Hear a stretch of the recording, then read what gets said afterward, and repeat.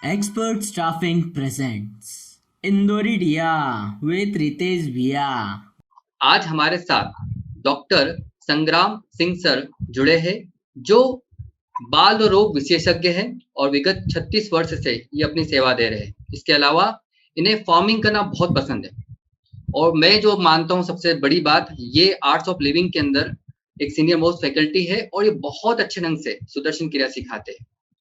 तो मैं ज्यादा समय बर्बाद किए बिना हमारी बात पे आते हैं हम लोग, जो अभी मुद्दे चल रहे हैं कोरोना का और कोरोना से संबंधित सारे जो आज के हमारे मन में जो सवाल है, वो सारे सवालों के जवाब डॉक्टर साहब हमको देने वाले हैं। सर, आपका बहुत बहुत स्वागत है इंदौरी ठिया में। सभी को मेरा बहुत बहुत नमस्कार। कैसे हैं सर आप? बहुत बढ़िया। बढ़िया ही रहना है। विपरीत परिस्थितियों में भी थोड़ा बढ़िया रहे तो ठीक ही रहेगा। इस परिस्थितियों को ढंग से हैंडल कर पाएंगे। Thank you very much sir.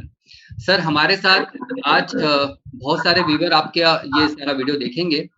इन्हें कई व्यूअर के अंदर कोरोना से संबंधित बहुत सारे क्वेश्चंस है। तो पहला क्वेश्चन ये है सर आपसे कि इस विकट समस्या इतना ज्यादा कोरोना फैल चुका है, एक आम व्यक्ति इस कोरोना से कैसे बच सकता है?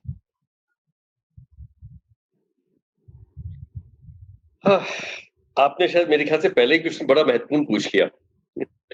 स्टार्टिंग ही बढ़िया, बहुत इंपॉर्टेंट प्रश्न। इसलिए मानता हूँ कि जीवन में कभी कोई चीज बीमारी हो जाए जी, और उसके बाद उस बीमारी को ठीक करना या उस परेशानी से गुजरना या उसके आखिरी वाले चीज तक जाना तो बिल्कुल ही अकलमंदी नहीं है। और मैं तो ऐसे भी बच्चों का डॉक्टर हूँ, तो मुझे पता रहता है कि सबसे बड़ी चीज is prevention. Prevention is 100% better than cure.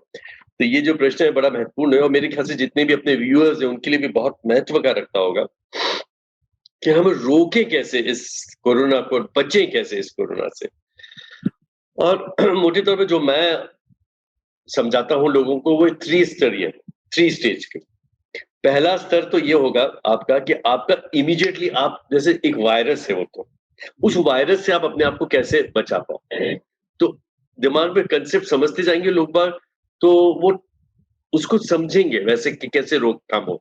Virus उसको बचाना है तो नेचुरली जो हमारी सरकार कर रही है, हेल्थ डिपार्टमेंट कर रहा है, आप अपन सब जन आप लोग समझा रहे हैं, वो सही है कि आपको उससे अपने आप को सुरक्षित रखना है। यानी आप घर पे रहो, सुरक्षित रहो, मास्क पहनो।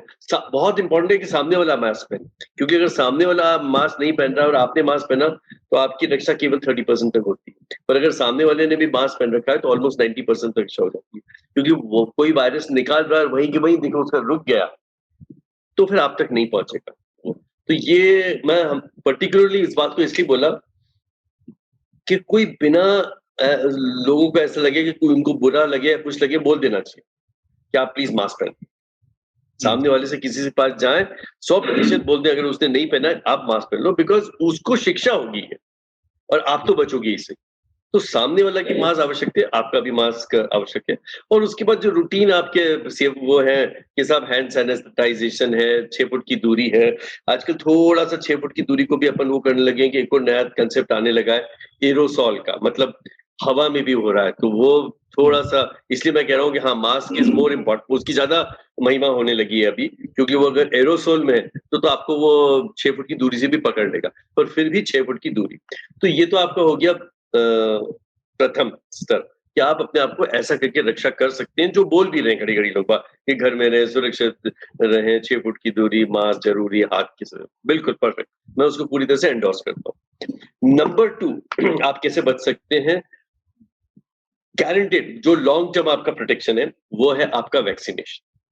टीकाकरण इतना महत्वपूर्ण है, इतना महत्वपूर्ण है, मतलब मैं तो कह रहा हूं ये कुंजी है आपकी इससे जीतने की। तो इस पे बिल्कुल फोकस करना है हमें। बहुत सारी भ्रांतियां हैं, बहुत सारे प्रश्न हैं इसके अगेंस्ट, बहुत ज्यादा भय है, वो सब निरर्थक है। कोई उसकी मैं नहीं मानता कि बहुत ज्यादा वैल्यू है। जी। आज अगर मैं पेशेंट्स को देख रहा हूं इसलिए कि मेरे मन में थोड़ा विश्वास है कि मेरे को 2 टीके लग गए, कम से कम मरूंगा तो। अच्छा। और इसलिए मैं बोल रहा हूँ खाली ये हेल्थ प्रोफेशनल या फ्रंटलाइन वर्कर्स कोई रक्षा नहीं करी है, वो लाखों मरीज जो आज है ना, जिनको है ना डॉक्टर्स लोग हैंडल कर रहे हैं या फ्रंटलाइन वर्कर्स हैंडल कर रहे हैं, वो इसलिए कर रहे हैं कि उनके अंदर एक विश्वास जगाया है वैक्सीन।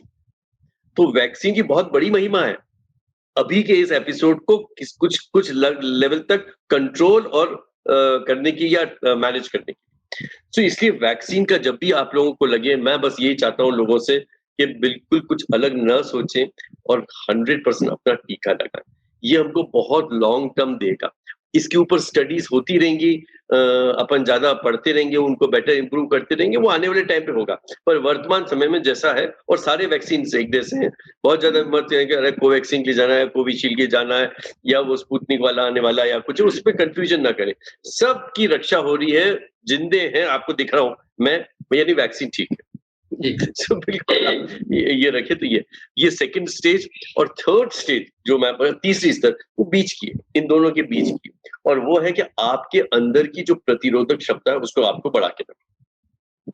जी सो इम्यूनिटी कहते हैं ना, हाँ। सो वो बढ़ा, तो 3 चीजों से आप है ना कोरोना से बच सकते हैं, और ये तीनों चीजों पे आपको वर्क करना है। अब इम्यूनिटी बढ़ाने के लिए ऑब्वियसली आपको सबको पता है, भोजन स्तर पे बहुत अच्छा भोजन लें, और जो छोटी मोटी चीजें आप लोग ले रहे हैं वो अपने स्तर पे वो अच्छा है। हल्दी ले रहे हैं अच्छा है, काढ़ा पी रहे हैं अच्छा है, क्योंकि फायदा तो करेगी इसी, आपके अंदर एक कॉन्फिडेंस देगी कि हम ये ले रहे हैं ना। पर अति कॉन्फिडेंस भी अच्छा नहीं है, पर हाँ, वो जो भी आप ले रहे हो अच्छा खाना, अच्छा भोजन, ठंडा मत खाना।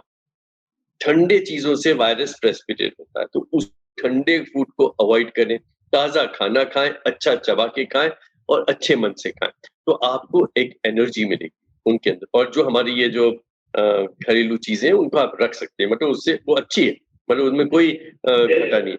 और नंबर 2, इम्यूनिटी के अंदर ही है आपका एक दृष्टिकोण, वो हमेशा सकारात्मक रहना चाहिए। नेगेटिव दृष्टिकोण बहुत ज्यादा आपको परेशान करेगा। मैंने कई केसेस ऐसे देखे हैं जी जिनका 90% लंग इन्वॉल्व है, और उनका एटीट्यूड ऐसा था कि नहीं हम ठीक हो जाएंगे, और वो ठीक हो गए।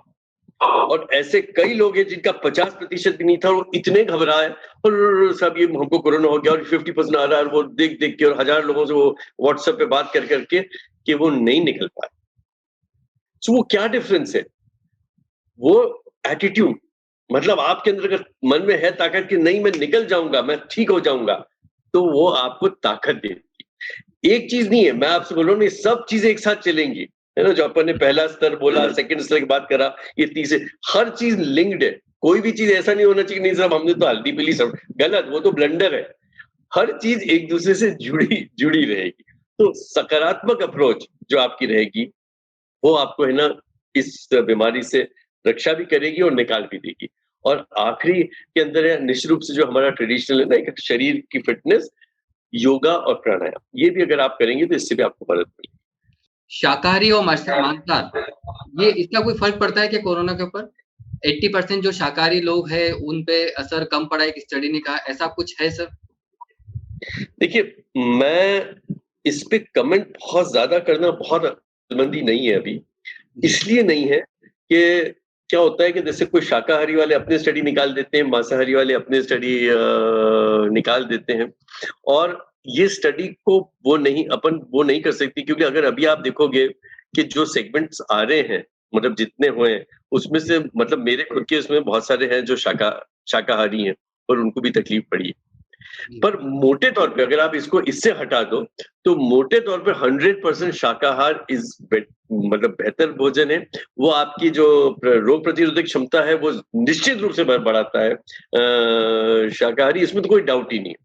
मतलब अनडाउटली शाकाहार इज अ बेटर कंसेप्ट। मैं उसको बोलता हूँ कि एक सिविलाइज्ड वे ऑफ ईटिंग, है ना। एक ज्यादा आप है ना आपका स्तर एक थोड़ा बढ़ गया, तब आप है ना उस लेवल पे जाते हो शाकाहार के ऊपर, और वो आपके अंदर रोग प्रतिरोध इम्यूनिटी को बेहतर करेगा इसे।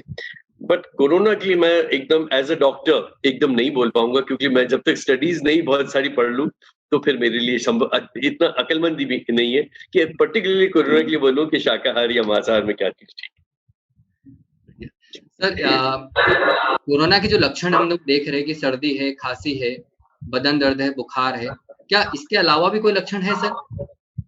हाँ, देखिए ये जो आपने बताया ये कॉमन लक्षण हो गए है ना। स्टार्ट विद बुखार आया, सर्दी खांसी, संख्या, बदन का टूटना, कमजोरी का आना, सांस का थोड़ा सा भारीपना होना, शॉर्टनेस ऑफ ब्रेथ जिसको हम अपन लोग कहते हैं, फिर वो स्मेल, सुगंध गायब हो जाती है, आपका जो स्वाद है वो गायब हो जाता है इनके अंदर। फिर उसके बाद आपको पेट का थोड़ा सिम्टम आ सकते हैं, किसी कोई लोग है ना सर्दी खांसी की बजाय दस्त और उल्टी के रूप में ही अपने आप को प्रस्तुत करते हैं, और कहीं कहीं पे स्किन रैशेस भी आए, मतलब थक के चमड़ी पे थोड़े आ गए, और खास वो पाँव के टो के ऊपर मैंने देखे उनको थोड़े लाल लाल थक के ऐसे। तो ये अलग अलग सिम्टम्स और हो सकते हैं कोरोना के अंदर, पर प्रमुख बुखार सर्दी खांसी सबसे ज्यादा प्रस्तुति उसी की।